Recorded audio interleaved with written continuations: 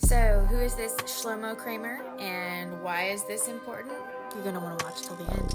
And I know it's difficult to hear, but it's time to limit the First Amendment in order to protect it, and quickly before it's too late. What do you mean? I mean that we need to control the platforms, all the social platforms. We need to stack rank the authenticity of every person that expresses themselves online and take control over what they are saying based on that ranking. The government. The government should control the social media.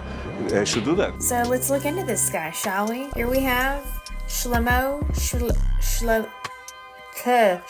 Kramer, I don't know how to pronounce it, sorry. Israeli information technology entrepreneur and investor. Noteworthy, I thought to include here, he has a net worth of $2.2 billion as of 2 years ago, ranking him 17th among the wealthiest people in Israel. A Israeli billionaire weighing in on U.S. policy. So not an American with American rights, non-American putting this input in here. Okay? Just take note. 17th wealthiest individual in Israel. So let's just take note of that, okay? Just take note, okay? Oh, would you look at that? He just happened to serve in the Israeli Defense Forces Unit 8200, okay? The cybersecurity and intelligence team, okay? Of course he did. Of course he did. That's why they're asking him these questions on mainstream news. Then also noting that this cybersecurity intelligence team 8200 of the IDF, they have produced some of Israel's top high-tech entrepreneurs. I'm guessing just some of these entrepreneurs step forward. I'm guessing that they have also done time in this IDF 8200. Just take note of that too. So, I guess now that we know about this guy, we can start being on the lookout for all of these really successful entrepreneurs coming out of Israel. Who knew? And just one more thing about Kramer here. He's been called the godfather of Israeli cybersecurity. Who knew? So next thing I want to do is I just kind of want to unpack the rest of this interview and some of the things that he says here that I feel like are noteworthy to take note of, just so we can get a glimpse into what potentially could be going on here for the rest of 2026 and beyond. So, we already dealt with COVID. Who knows what's coming up next? Well, maybe this can give us some insight. So there was this word, this term that he used in this interview, and I didn't know what it meant. Like in the context of how they were using it here. I had heard the term used in business, but not in social media. So let's take a look at that. So we've got here stack ranking in the context of social media censorship, and it refers to more or less a proposed system for the government to rank the authenticity or credibility of every online speaker. Okay, read that.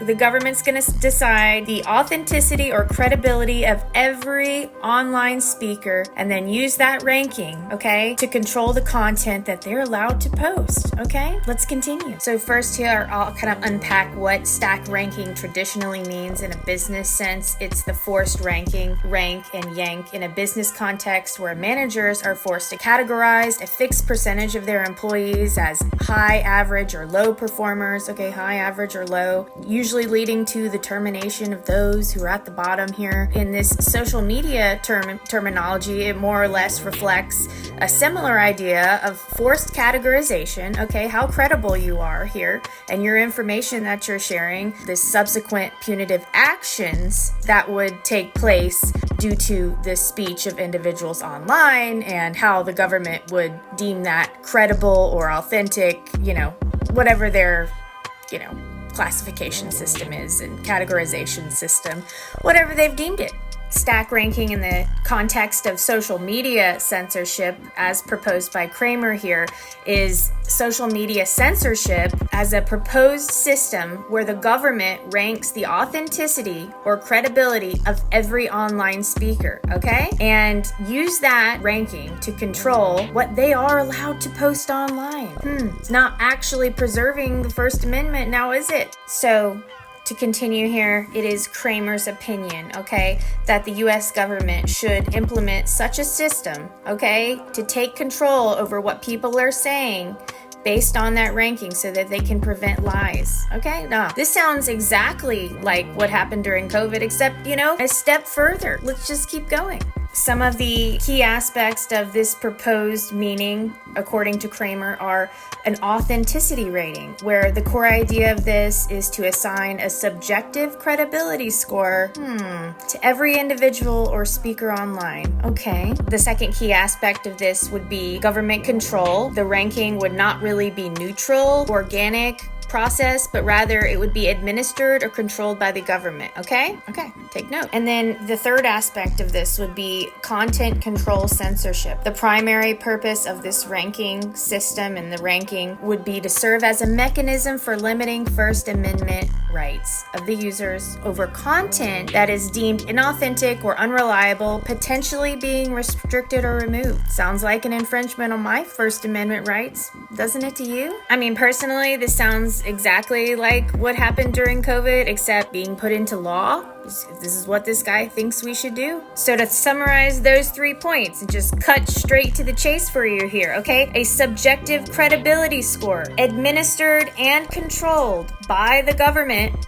limiting the First Amendment rights. Okay? Just sounds like that the government is going to start the, what's it called? Social credit system with a social credit score? What do you know? For some of you, this will mean absolutely nothing because you haven't been practicing your First Amendment rights, your freedom of speech. But for some of us out there who've been deleted multiple times on this platform, know that they're coming for us. They're coming. They're going to be laying the hammer on real hard here in 2026. You've heard it right here from Shlomo. Okay? You heard it right here. This is likely what's going to be going on next, you know? Just take note. So, just to continue to unpack some of the things that are not included in this clip but were also in this interview, Kramer goes on to say that we need to control the platforms, all the social media platforms. We need to stack rank authenticity of every person that expresses themselves online and take control over what they are saying based on that ranking.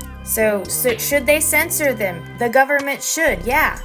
They should do that. And we need to educate people against the lies. This is about educating people against the lies. And governments need to develop cyber defense programs that are sophisticated as a sub-attack. Sophisticated as a sub-attack? You mean like the government's gonna be attacking us with these systems? Oh boy. A legitimate interjection question here. Who is going to be coming up with this credit system score? Who is going to come up with the categorization? Who? What country? Which government? Who is going to be doing this? Which government? Because this is not an American cybersecurity expert speaking on behalf of American cybersecurity. No, this is an Israeli cybersecurity expert who's basically speaking to what censorship should be in the United States. So, legitimate question, which country is going to be doing the censorship of our First Amendment rights? Sure as hell does not look like the United States government. Looks like we're doing the bidding of somebody else. Just saying. And he goes on to say, and governments need to develop cyber defense programs that are as sophisticated as a sub-attack.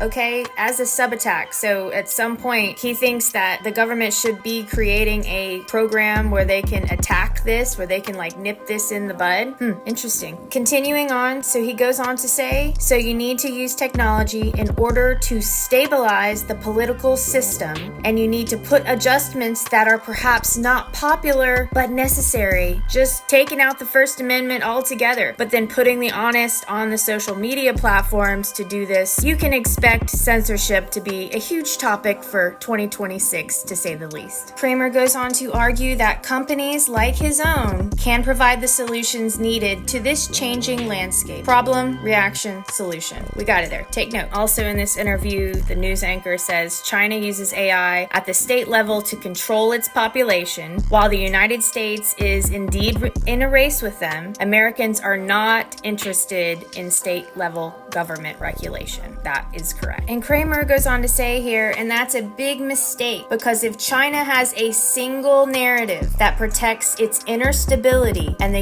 US allows for multiple narratives, they allow for multiple narratives for whatever the situation is, like COVID, the narrative versus the counter narrative versus what's actually going on, puts them in an unfair advantage that long term is going to cost the stability of the nation. So it's going to cost stability of the United States if somebody doesn't do something about the obvious lie back in COVID, you know, they just would put a fact check on it and then they would like monitor and censor accounts. But this is a new threat. What's going on? And oh my gosh, what are the narratives here? What are the narratives that he could be talking about? Well, I guess it's like Granny says. If you think America is a bad place, just remember, here we're still allowed to criticize our own government, just not Israel's.